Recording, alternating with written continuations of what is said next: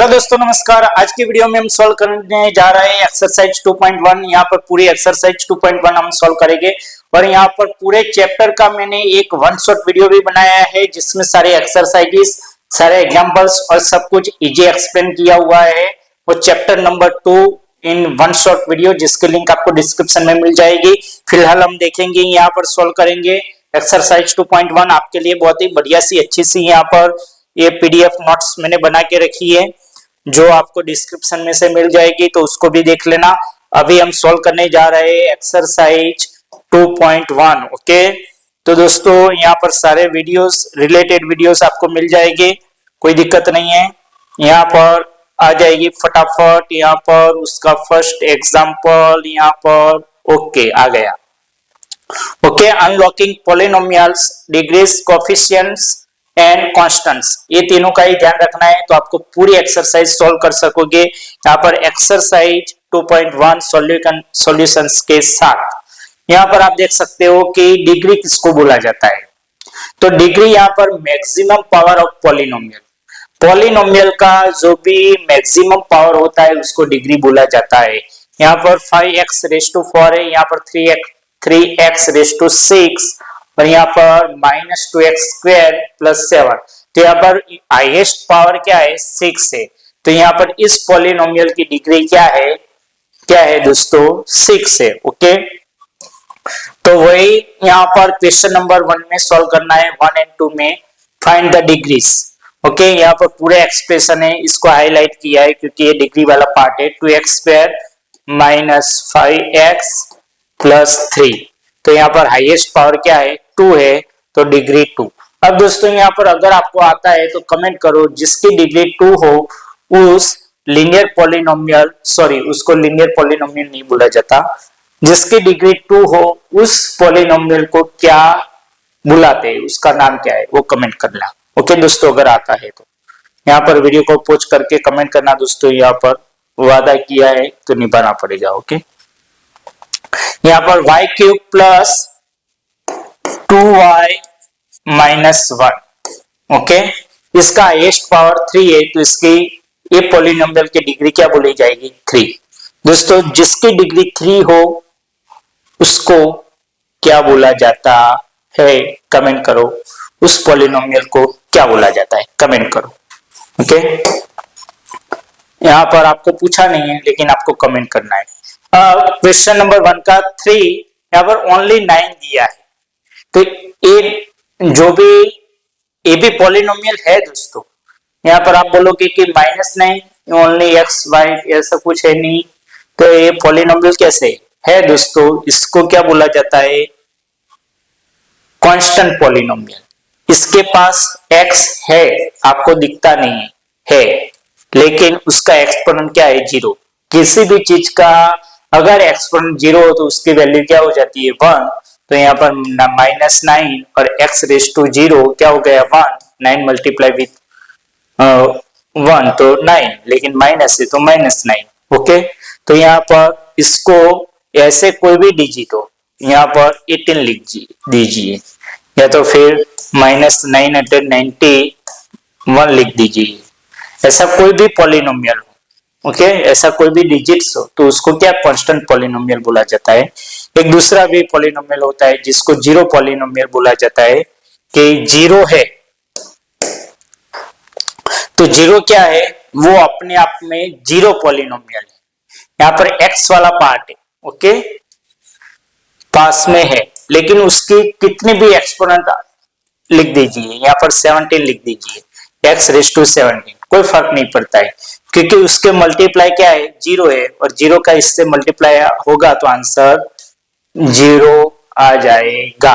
Okay, 0 खुद अपने आप में क्या है, जीरो पॉलिनोमियल, उसको जीरो पॉलिनोमियल बोला जाता है। अब यहाँ पर फोर्थ वाला, for z⁻1 - 3, highest power of z का हाईएस्ट पावर क्या है, यहाँ पर 1 है, क्या है, 1। फॉर z-3 कुछ भी नहीं लिखा होता है तो उसको 1 माना जाता है। तो यहाँ पर highest power of z = 1, degree = 1। अब जिसके डिग्री 1 हो उसको कौन सा पॉलिनोमियल बोला जाता है, कमेंट करो दोस्तों। ओके, आशा रखता हूं कि आपने कमेंट कर ली होगी। अब मैं आपको बता देना चाहता हूँ ये तीनों पॉलिनोमियल्स के नाम।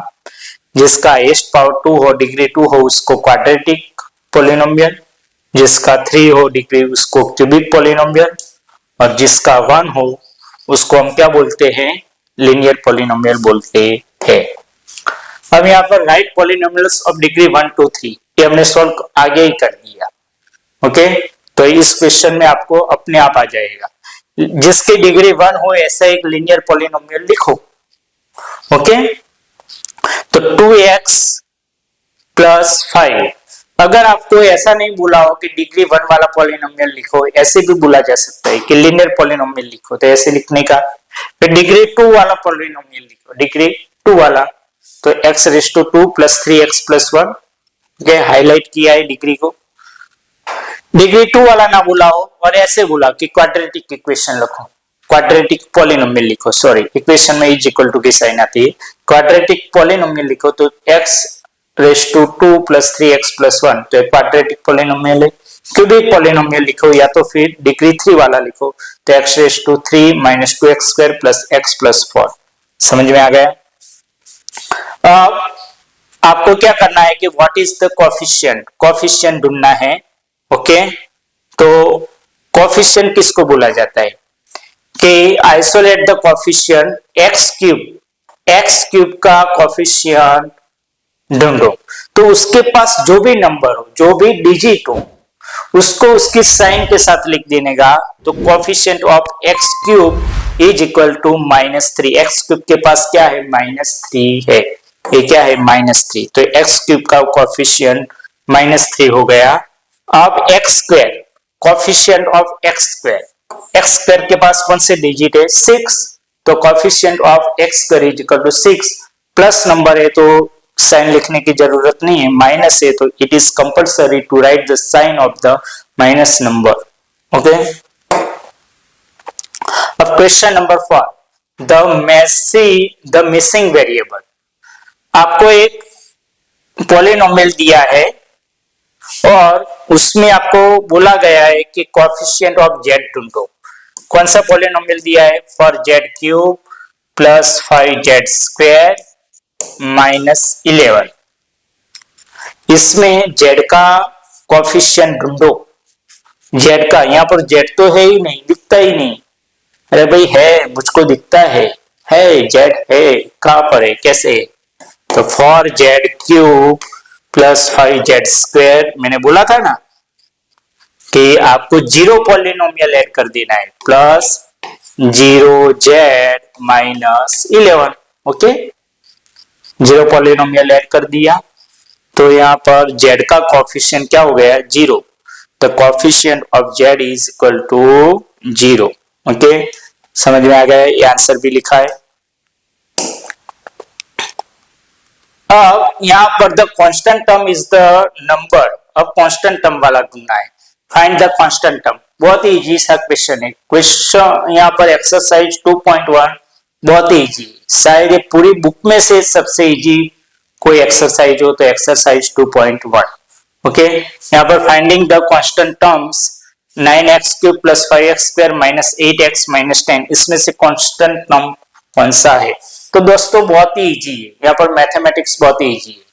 यहाँ पर एक ही रूल बताता हूँ कि जिसके पास x या y ऐसे कोई भी वेरिएबल ना हो, कोई भी यहाँ पर अल्फाबेट का कोई भी अल्फाबेट हो ही नहीं, अल्फाबेट 26 अल्फाबेट आते हैं ना, उसमें से कोई भी एक भी ना हो, सिर्फ ओनली नंबर हो, वो प्लस भी हो सकता है माइनस भी हो सकता है, तो उसको क्या बोला जाता है, कांस्टेंट टर्म। एक बार याद रख लो, रट्टा नहीं मारना है, सिर्फ अंडरस्टैंडिंग आ गई तो मैथमेटिक्स आ गया।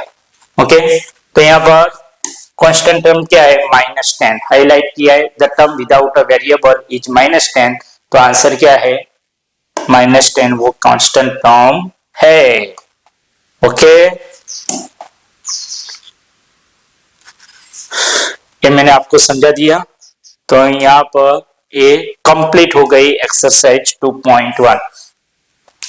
दोस्तों यहाँ पर इस चैप्टर के सारे एक्सरसाइजेस के वीडियोस मैंने सेपरेटली बनाया है और एक वन शॉट वीडियो भी बनाया है जिसमें सारे एग्जांपल्स और सारे एक्सरसाइजेस भी सॉल्व की हुई है, जिसकी सारे लिंक आपको डिस्क्रिप्शन में मिल जाएगी।